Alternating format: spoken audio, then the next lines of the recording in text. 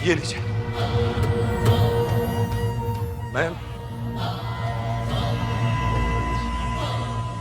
मैं कुरान पर हाथ रखकर कसम खाता हूं कि मैं सच्चा हूं और ये झूठी है।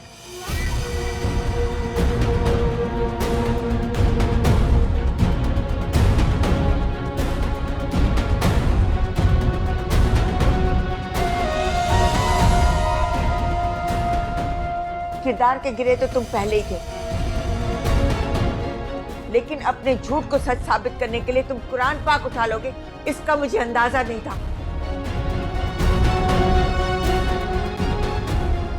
बस, मैं कुरान को बीच में लाकर मजीद गुनाहगार नहीं हो सकता। रास्ता, आज के बाद चंदा घर से बाहर नहीं जाएगी और खालिद से भी कोई ताल्लुक नहीं रखेगी, समझ गई तुम?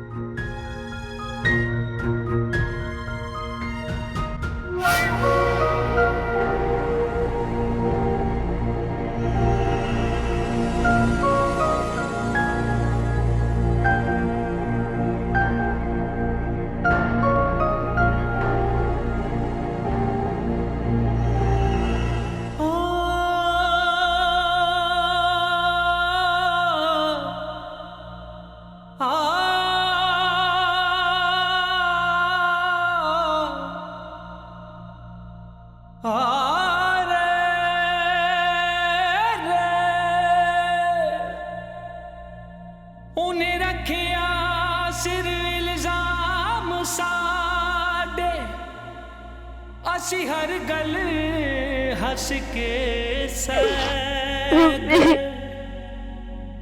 रोया वो भी शीशे नू बर्बाद करके, असी ऐसे लई चुप रह गए। कब से ये चंदा अपने अंदर गम छुपाए बैठी थी, लेकिन इसका इतना अंजाम भयानक होता मैंने सोचा भी नहीं था। खालिद ने अपना घटियापन छुपाने के लिए मेरी बच्ची पर इतना बड़ा इल्जाम लगा दिया। मम्मी, आप लोगों ने मुझे ये सब पहले क्यों नहीं बताया? खालिद पे मुझे शक तो था, लेकिन वो इस हद तक गिर जाएंगे मैंने कभी सोचा नहीं था। चंदा तुम्हें तकलीफ नहीं देना चाहती थी। मैं इस तकलीफ से तो बेहतर वो तकलीफ सहना था। कम से कम जो आज हुआ ये सब तो देखने को ना मिलता। आज अगर मेरे आने में जरा सी देर हो जाती तो न जाने क्या से क्या हो जाता। मेरी बच्ची किसी को मुंह दिखाने के काबिल नहीं रहती। आज खालिद ने तुम्हारे बाप की नजरों में मुझे और चंदा को इतना गिरा दिया कि वो कोई बात सुनने को तैयार नहीं है। काश मैंने ये सब कुछ अब्बास को पहले बता दिया होता तो आज खालिद की इतनी हिम्मत नहीं होती। जो शख्स इतनी बड़ी झूठी कसम खा सकता है उससे कुछ भी तवक्का किया जा सकता है। लेकिन अम्मी, मैंने अब फैसला कर लिया, मैं खालिद के साथ नहीं रहूंगी। अब मैं उससे तलाक ले लूंगी।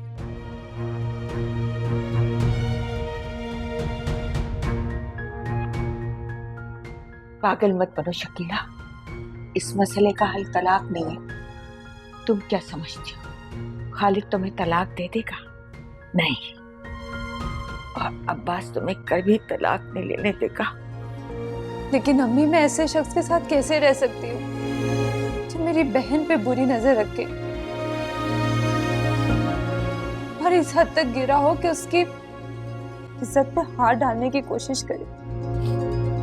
शकील, इस मसले का एक ही हल है, चंदा की शादी हो जाए, वो यहाँ से चली जाए और तुम दोनों का एक दूसरे से कोई ताल्लुक न रहे। इसका मतलब हम दोनों बहनें एक दूसरे से ताल्लुक खत्म कर दें?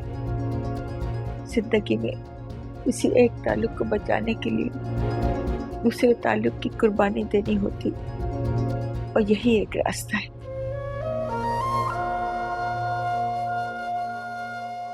न चंदा खालिद के सामने होगी, न खालिद दोबारा ऐसी हरकत कर पाएगा। और इसके लिए हमें अब्बास को उम्मा से शादी के लिए मनाना होगा।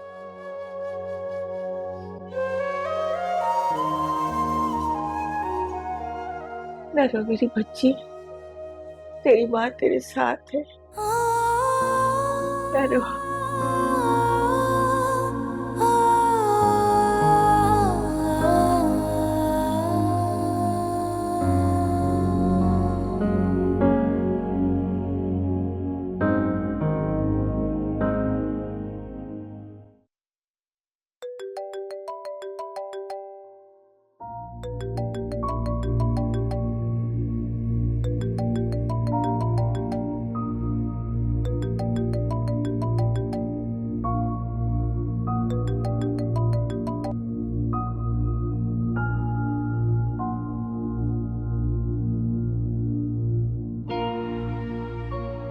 ये नीला कौन है? स्टूडेंट है मेरी। स्टूडेंट है तो फोन क्यों काट दिया? या मेरे सामने बात नहीं करना चाहते? इस वक्त बात करूं? खाना खाते हुए।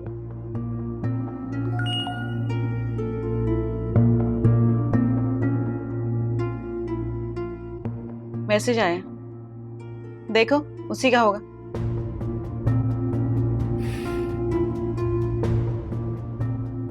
देख लो।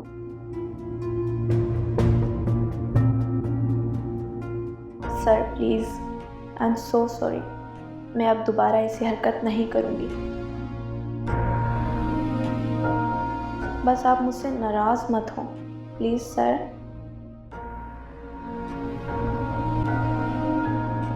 आप जानते हैं मैं आपके बिना नहीं रह सकती। आप प्रॉमिस करें आप कल ज़रूर आएंगे, वरना मैं आपके घर आ जाऊंगी।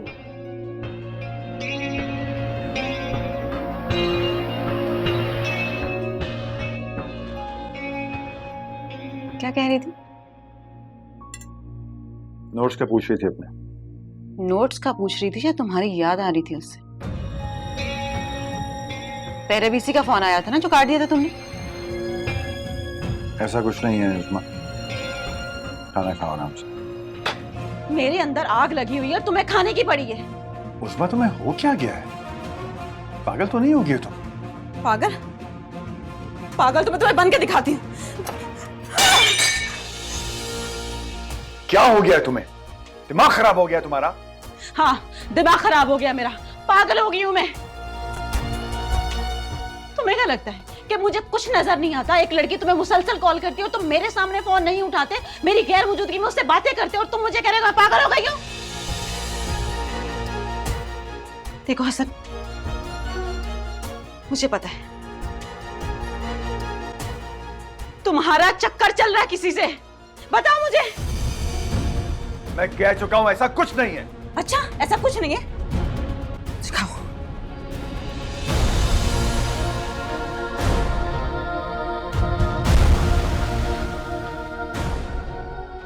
बात यहां तक पहुंच गई और मुझे पता भी नहीं चला।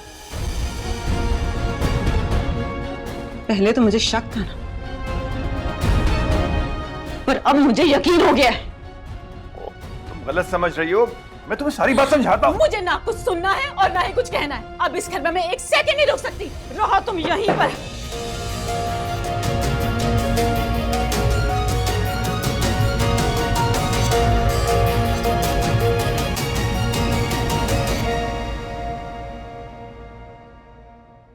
उज़्मा, खैरियत तो है? हसन नहीं आया? अकेली आई हो? अम्मी, क्या हुआ है? बताओ ना, मुझे घबराहट हो रही है। हसन को तो नहीं कुछ हो गया? उसका नाम ना ले मेरे सामने आप। अम्मी, आप ही बैग लेकर आई हैं? तो जाहिर है नाराज होकर ही आई होंगी। अम्मी, मैं अब उसके पास कभी वापस नहीं जाऊंगी। मुझे उसके साथ नहीं रहना।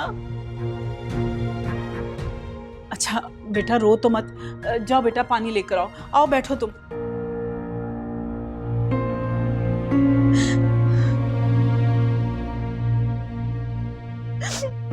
अच्छा परेशान मत हो बेटा, अरे जल्दी से पानी लाओ।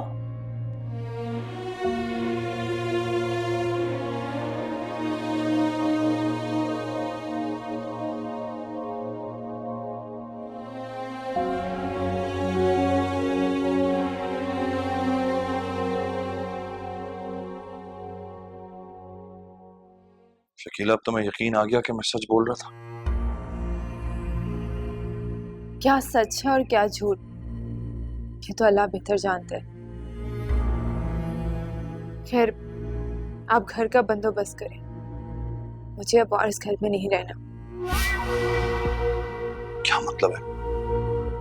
तुम्हें अभी तक मेरी बात पर यकीन नहीं आया? मैंने इतनी बड़ी कसम खा ली सबके सामने। जो सच्चा होता है वो कभी कसम नहीं खाता, और आपने तो इतनी बड़ी कसम खा ली है जिसके आगे सारी सच्चाइयां झूठी पड़ जाएं।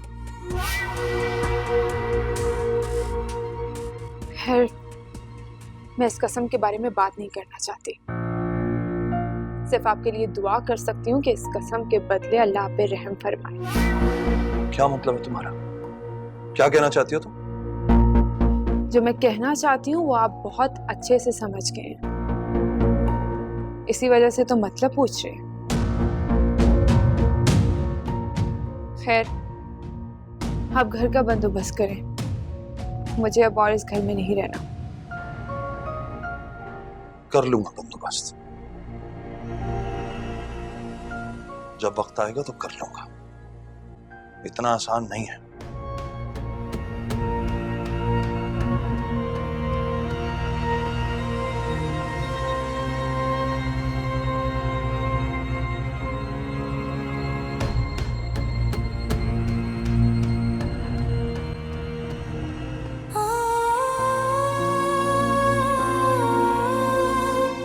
जिस इंसान ने एक पराई औलाद को पढ़ाया लिखाया पाल पोस के बड़ा किया, उसी लड़की ने उन्हीं की बेटी के घर पे डाका डाल दिया।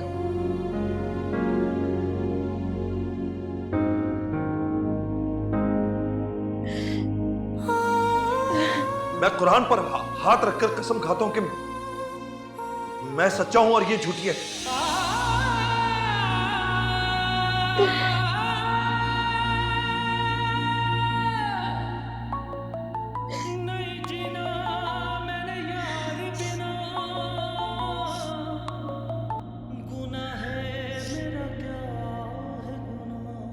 हेलो हेलो चंदा, मैं कल से तुम्हें कॉल कर रहा हूँ और तुम कॉल रिसीव नहीं कर रही।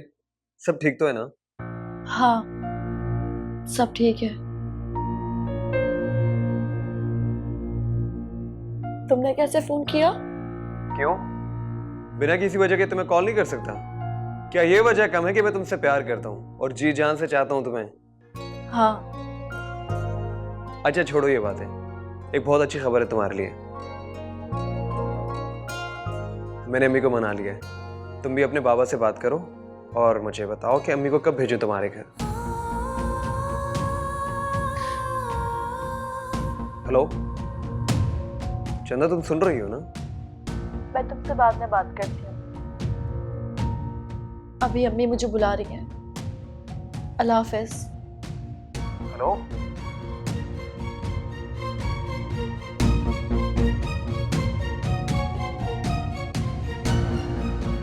बिन यार दे हुन मैं नहीं जीना। अब्बा जी, मैंने फैसला किया है कि जैसे ही मौका लगेगा हम ये घर छोड़कर चले जाएंगे। वैसे तो आजकल घर मिलना बहुत मुश्किल काम है, लेकिन जैसे ही मिला मैं और शकीला यहाँ से चले जाएंगे ताकि आइंदा कोई इस तरह की सूरत हाल ना पैदा हो। नहीं नहीं, इसकी जरूरत नहीं है।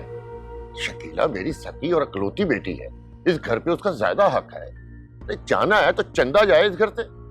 अब्बा जी, मैं तो कहता हूँ जितनी जल्दी हो सके इस गन से जान छुड़ाएं, शादी करके फारिग करें इसे। चाहता तो मैं भी यही हूँ, मगर ये राशिदा की जिद के आगे खामोश था।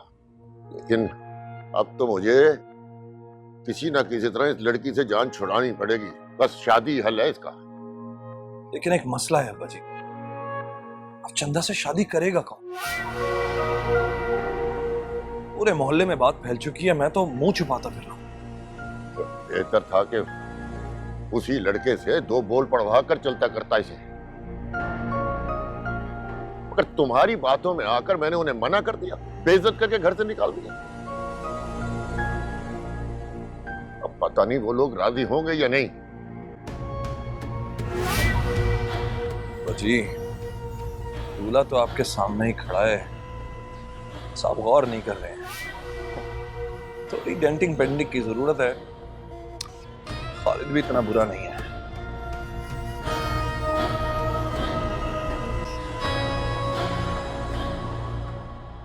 हसन, तुम इस वक्त खैरियत तो है? जी आपा, कुछ परेशानी थी इसलिए यहाँ चला आया। कहो क्या बात है? आपा उस्मा घर छोड़कर चली गई है। क्या? घर छोड़कर चली गई? मगर क्या वजह हुई? वजह सिर्फ एक ही है, उसके दिमाग में भरा हुआ शक, जो उसे हर लम्हे हर घड़ी मेरे खिलाफ उकसाता है। मगर क्यों करती है वो शक?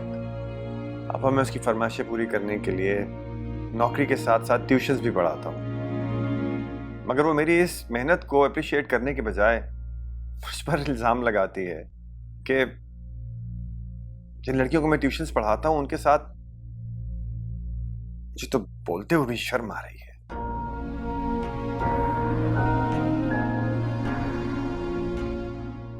जब किसी के पास अपनी सफाई में कहने को कुछ ना हो तो फिर शक और इल्जाम से ही जान छुड़ाई जाती है। मैं तो कहती हूँ तुम जाकर उसे मना लाओ।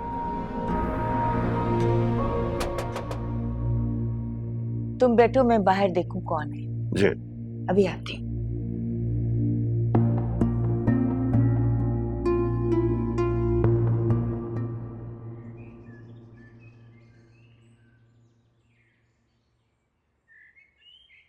अरे अपने अब्बास साहब है ना, जिनकी बड़ी बेटी की शादी 4 महीने पहले हुई थी। हाँ हाँ, वही जिनकी बड़ी बेटी की शादी हुई थी और छोटी बेटी ने उसके शौहर का फांस लिया। अरे क्या कह रही हो? और नहीं तो क्या, इनकी छोटी बेटी कल इनके दामाद के साथ बंद कमरे में पकड़ी गई है। वो अपनी रुखसाना आपा है ना, उन्होंने खुद सब कुछ अपनी आंखों से देखा है और सबको बताया। तौबा तौबा, क्या जमाना आ गया है भाई। सच ही कहते हैं, पराया खून पराया होता है, और तुम्हें तो पता है खून का कितना असर होता है।